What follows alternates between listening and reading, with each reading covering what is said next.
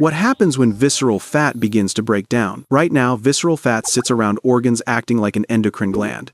It releases signals that change how your liver vessels and pancreas behave. You cannot pinch it, yet it can shape your health strongly. For months or years, it can grow quietly without obvious warning. Studies link higher visceral fat to insulin resistance and inflammation. That link matters even when your weight seems normal.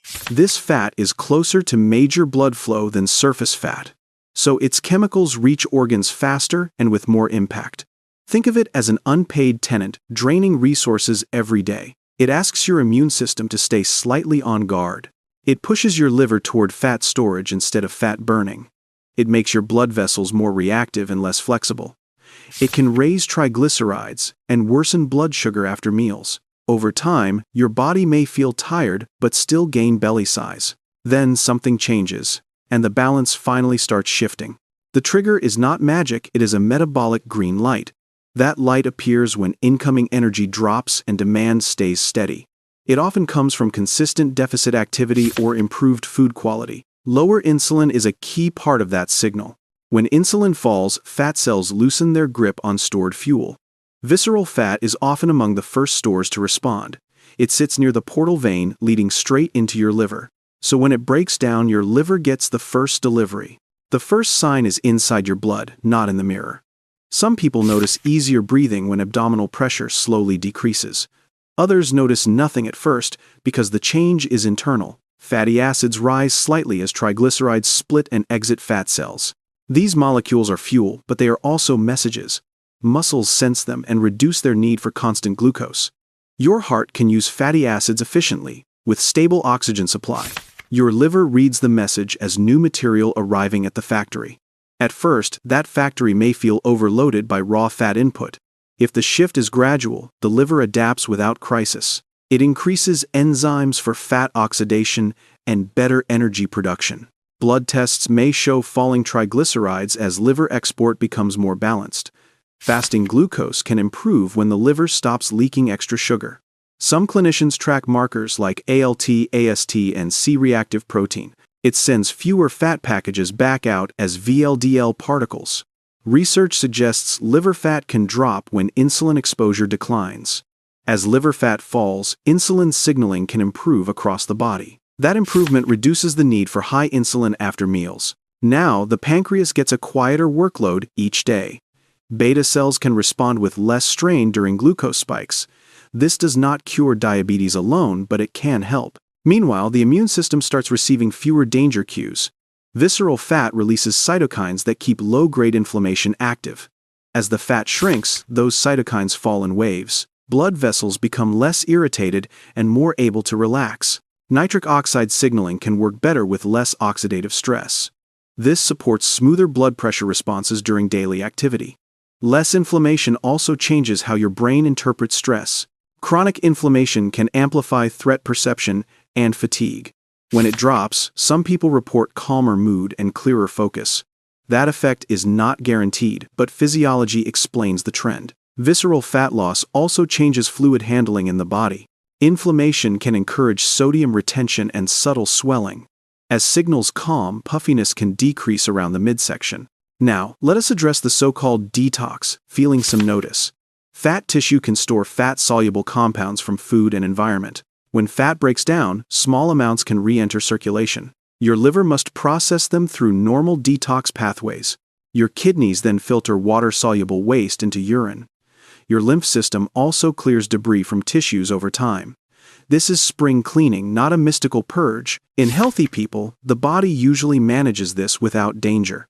Still, you might notice brief headaches, fatigue, or digestion changes. Those symptoms can reflect adaptation, hydration, and sleep shifts.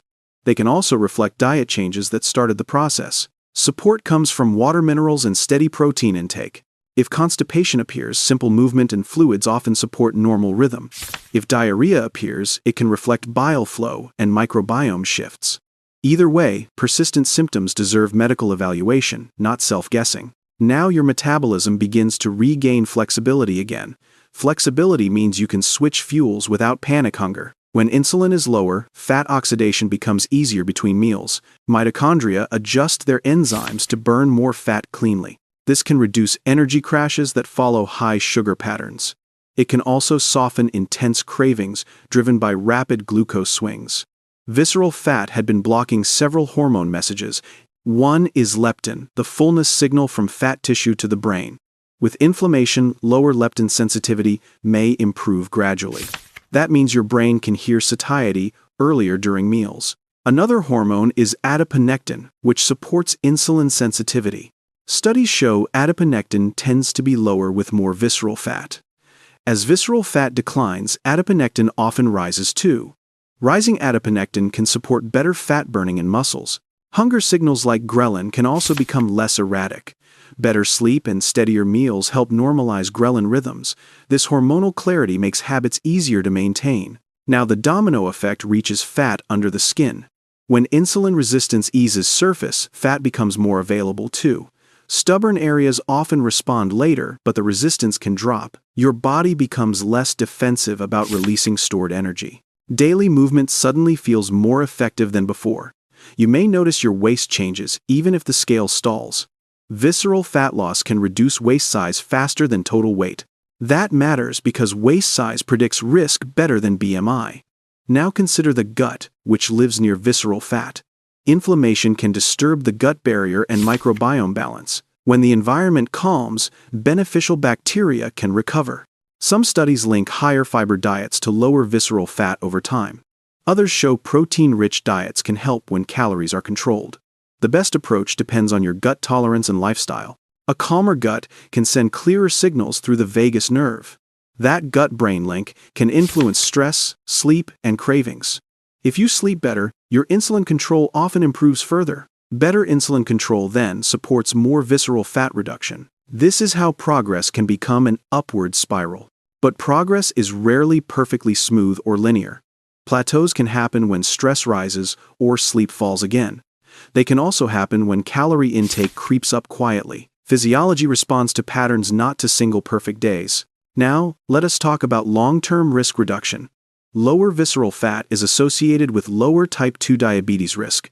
It is also linked with better blood pressure and lipid profiles. Plaques in arteries become more stable when inflammation is lower. That can reduce heart attack and stroke risk over years. Fatty liver disease risk can fall as portal fat supply decreases. Even joint pain can improve when systemic inflammation declines. These are associations, but they align with known mechanisms. Blood pressure control often improves when arteries face less inflammatory stress. Still, visceral fat loss will not fix every symptom for everyone. Genetics, medications, hormones, and age change the response. Some people need medical treatment alongside lifestyle change. If you have chronic illness, ask your clinician before major shifts. Now, focus on the practical meaning of this biology. The goal is not punishment, it is consistent signals of safety. Eat meals that keep insulin calmer and provide enough protein. Move daily in ways you can repeat without burnout.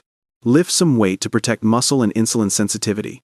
Strength training can raise GLUT4 activity and improve glucose handling without drugs. Post-meal walks can lower glucose peaks and reduce insulin demand. Sleep protects your stress hormones and your appetite signals. Manage stress because cortisol can pull you back toward storage. Give your body weeks because organs adapt gradually. When visceral fat finally melts, your body is not just smaller, it is less inflamed, more flexible, and easier to regulate. If this helped, like the video and share it with someone. Subscribe for more calm science that respects your biology. Your best results come when your body trusts the signals you repeat.